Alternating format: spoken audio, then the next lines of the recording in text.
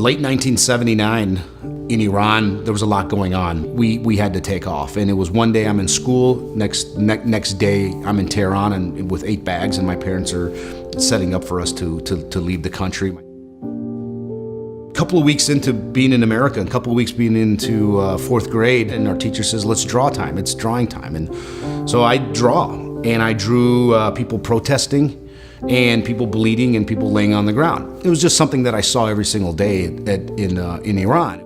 They asked me lots of questions about the drawing. They were probably trying to find what kind of disturbances I had, and why is a 4th grade 9-year-old kid drawing this type of stuff. It was the first time that I remember thinking that I'm a little bit different, and I clearly made a conscious choice that I don't want to feel that way again. I had aspirations of developing a tennis center, so I went to a bank. I never will forget that moment that the banker, they sort of laughed at me. They basically said, this is a nice plan, but we're not interested. I immediately thought, okay, I'm gonna go into business. We ended up in a town where my dad opened up an auto center, so I jumped into that business and grew it, and grew it really, really fast. I thought, I'm not gonna be ashamed and disrespected by a banker again, right? The problem was, I was doing it all for the wrong reasons. I went from 3 stores to 10 stores in about a 1.5 year period. So on the outside, people would look at me and be like, wow, this guy has it really going on. But really behind the scenes, I didn't have it going on. The stores were dysfunctional, the business was dysfunctional, I was dysfunctional, and at this time now I'm locking myself up for 3 days using cocaine.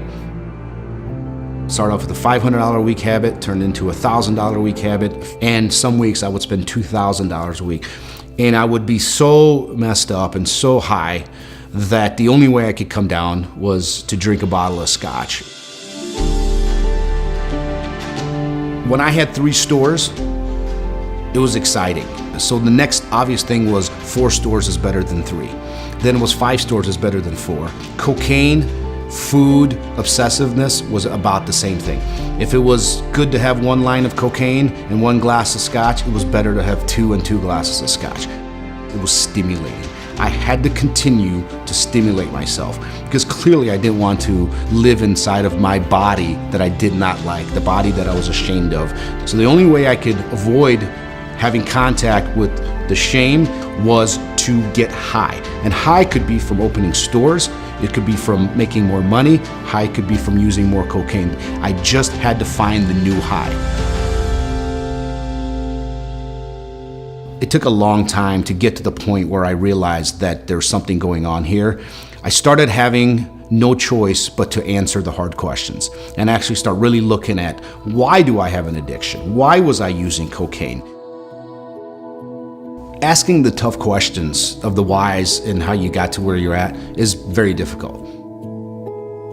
I did have a bout with sexual abuse. I was abused by my cousin for about a year, from the time I was probably 8 to when I was 9. I didn't really realize that I was so insecure. I didn't want to talk about the fact that I was abused because that's a blemish on me, right? And so I suppressed those things with the drugs and the business and money and all those things. In the past, all the power I got was from money, power, business, drugs, of course, abuses, food. Everything that I gained power from was external. It takes up a lot of energy to keep that stimulation going. Now the confidence there because my identity is authentic. The path that I'm on, I know is not requiring this constant stimulation, and that in itself is so powerful. I'm a better dad. I'm a better husband, by far a better leader.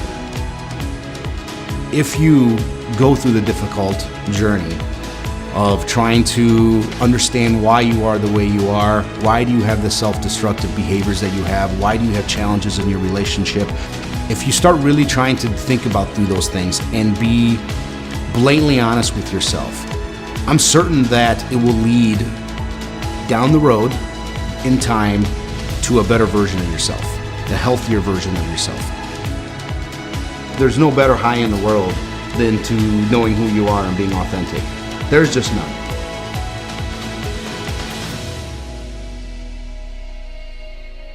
you.